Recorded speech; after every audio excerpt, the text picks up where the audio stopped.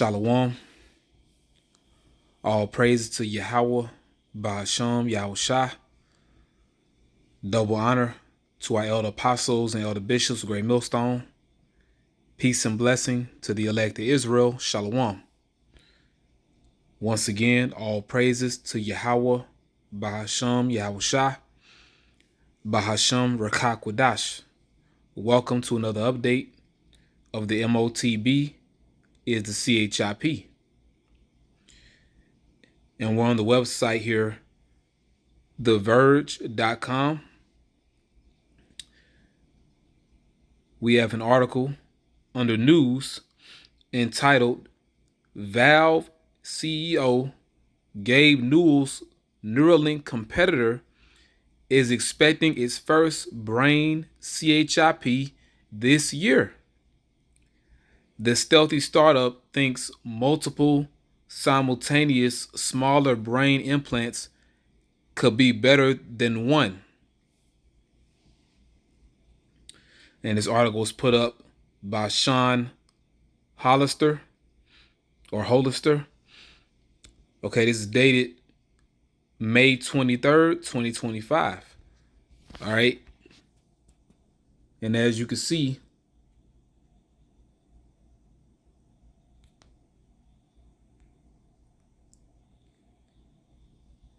there are similar articles.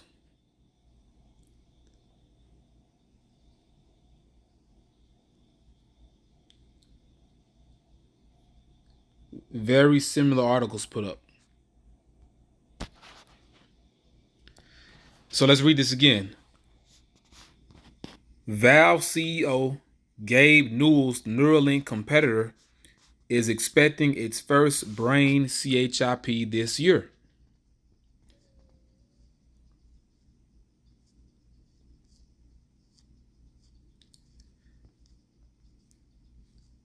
And this is Gabe Newell here, pretending that he's getting his skull drilled in so he could be injected with a brain-computer interface. All right, see that? This is under the picture. It says Valve CEO Gabe Newell pretends to get a hole drilled into his head for a brain-computer interface. Right. So let's get into the article.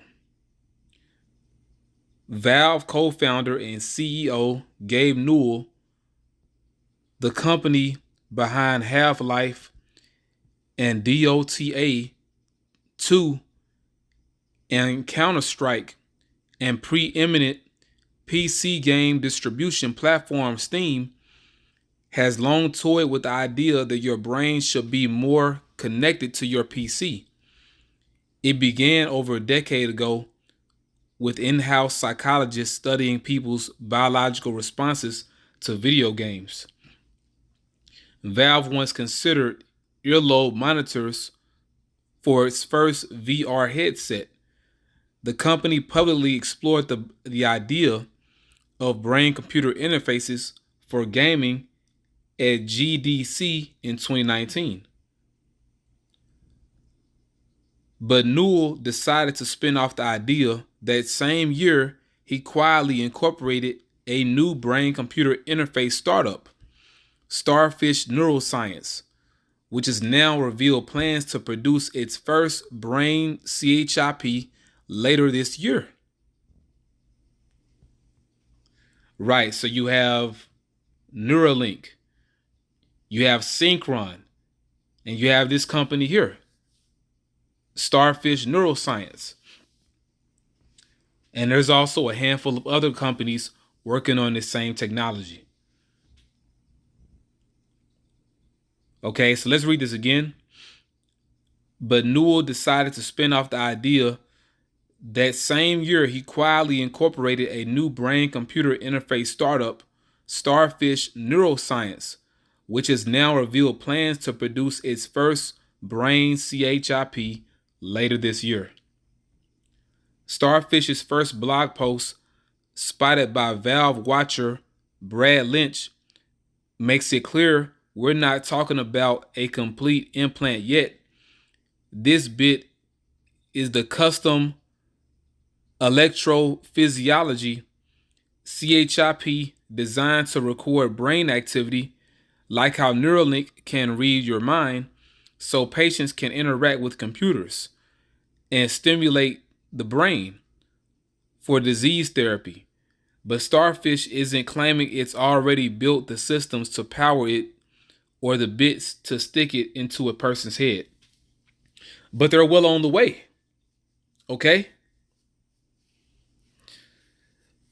We anticipate our first CHIPS arriving in late 2025, and we are interested in finding collaborators for whom such a CHIP would open new and exciting avenues, writes Starfish neural engineer Nate Cermak.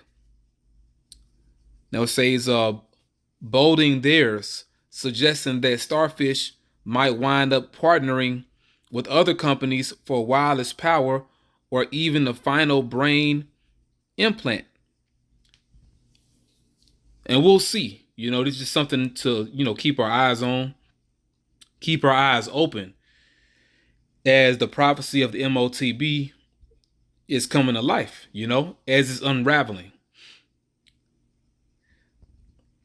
But the goal, writes Starfish, is a smaller and less invasive implant than the competition, one that can enable simultaneous access to multiple brain regions instead of just one site, and one that doesn't require a battery, using just 1.1 milliwatts during normal recording.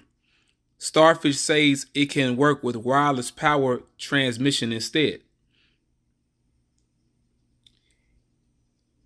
Here's the chip's current spec sheet.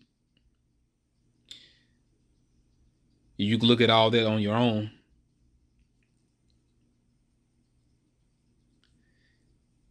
And comparing it to Neuralink's N1.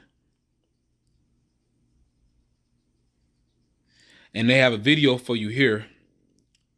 You can also watch this on YouTube. Okay? But it's bigger than damn video games. It's bigger than you playing video games. Bigger than you connecting to a PC.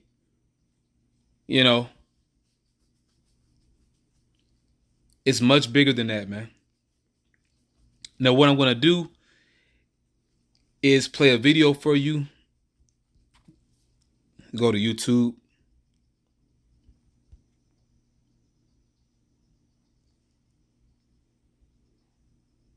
Switch to the Google Fi Wireless Flexible plan and only pay for the data you use. Get unlimited calls and peace. Right. Now I have a video for you here entitled Gabe Newell's Brain CHIP Will Change Gaming. All right. And I'm going to play about almost 7 minutes of this right here. And you're going to see the point. Okay. This technology is moving forward, man, to align with the prophecy spoken of in Revelation chapter 13, verse 16 down to 18. Okay? And I'm going to close with one scripture for you. 2 Corinthians chapter 2, verse 11. Lest Satan should get an advantage of us, for we are not ignorant of his devices. So we know what this is all leading towards. Okay? We understand that this is a stepping stone, or this is gradualism. All roads lead to the charagma. Okay? So I'm going to play a little bit of this video. I pray you have been edified. Okay, this has been an update on the MOTB. Okay, and we're just going to keep our eyes open on this thing. So for right now, I'm going to say shalom. Would you get a chip implant in your brain from Gabe Newell? Valve and a different company Gabe founded have been looking into brain-computer technology to revolutionize science and gaming. A few days ago, they revealed a new chip they want to use for future implants. So here's everything you want to know from Valve testing out this tech in games to Gabe Newell's statements and details about his new chip. You may have heard of Gabe Newell's other company, Starfish Neuroscience, that's dedicated to advancing BCI technology. BCI, brain-computer interface technology, lets your brain talk to a computer or device by reading your brain's electrical signals. It's like using your thoughts to control things. But rather than Valve, which is looking into BCI for gaming, Starfish Neuroscience is for more advanced practical uses, like using BCI for medical purposes, specifically mentioning that they are deliberately casting a wide net to reach the greatest number of patients. Gabe is just a founder for Starfish, but they have a bunch of other talented people, like a former Valve employee, Alan Yates, who's worked on VR tech at Valve, like the Lighthouse system for Steam VR. Now, why we are talking about this and how it relates to Valve is because BCI tech isn't anything new for them, as they have been publicly talking about it since 2019, confirming that they have been trying out this tech as they believe it will revolutionize gaming. Of course, Starfish is medically related, but Gabe described BCI in an IGN interview in 2020 as bringing us closer to the Matrix. And like I was saying earlier, the brain-computer interface stuff is, we're way closer to the Matrix than people realize, right? It's not going to be the Matrix. The Matrix is, a movie, and it misses all the interesting technical subtleties and just how weird that the post-brain computer interface world is going to be. But it's going to have huge impact on the kinds of experiences that we can create for people. Predicting an extinction level event for traditional entertainment, saying, I think that it's an extinction level event for every entertainment form that's not thinking about this. If you are in the entertainment business and you're not thinking about this, you are going to be thinking about it a lot more in the future. Do you see a gaming tie into that, or is it a whole separate sort of concern for you? Not concern, interest. No, I think that it's an extinction level event for every entertainment form that's not thinking about this.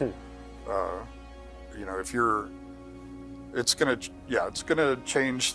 If you're in the entertainment business and you're not thinking about this, you're gonna be thinking about it a lot more in the future. In a different interview in 2021, Gabe envisioned BCI surpassing meat peripherals, enabling games to adjust based on players' emotions and potentially editing perceptions. It's indistinguishable from science fiction now. Our ability to create experience in people's brains that are not mediated through their meat peripherals will actually be better than is possible. So you're used to experiencing the world through eyes, but eyes were created by this low-cost bidder who didn't care about failure rates and RMAs, and if it got broken, there was no way to repair anything effectively. So Newell also believes that brain chips could make games amazing. He said BCI could make virtual worlds feel better than real life by reading your thoughts and feelings. It's totally makes sense from an evolutionary perspective, but is not at all, reflective of consumer preferences. So the visual experience, the visual fidelity will be able to create through, the real world will stop being the metric that we apply to the best possible visual fidelity, and instead it's the real world will seem flat, colorless, blurry, compared to the experiences that you'll be able to create in people's brains. So that's sort of a simple way in which I think most, it's like the Matrix said, and we'll create something that's like reality. And I think with BCIs, fairly quickly, we'll be able to create experiences that are superior to what.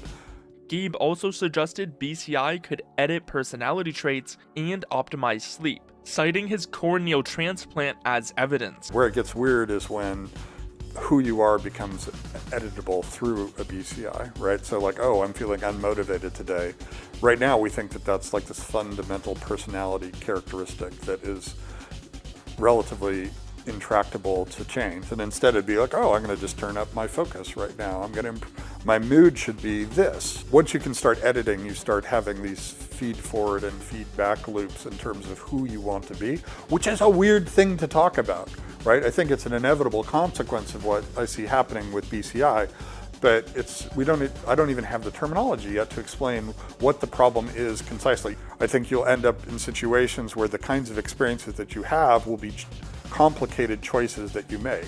Right now, we know the things that we like, but with BCI and with what's coming in terms of neuroscience, the experiences that you have will now be things that are created and edited for you. Like one of the early applications I expect we'll see is improved sleep, right? It's like sleep will now become an app that you run where you're gonna like, oh, I need this much sleep, I need this much REM, but it's now, rather than, I'll fluff my pillows this way and I'll take, Zolpidem to try to get myself to go to sleep. It's like, oh, I just say, this is how I want to sleep right now. And it looks like an app running on your phone rather than this complicated thing. And most people would look at that and go, that sounds pretty nice. I got on this 12-hour plane and I basically said, I do not want to be awake for the next 12 hours. And I wake up completely refreshed with my circadian rhythm.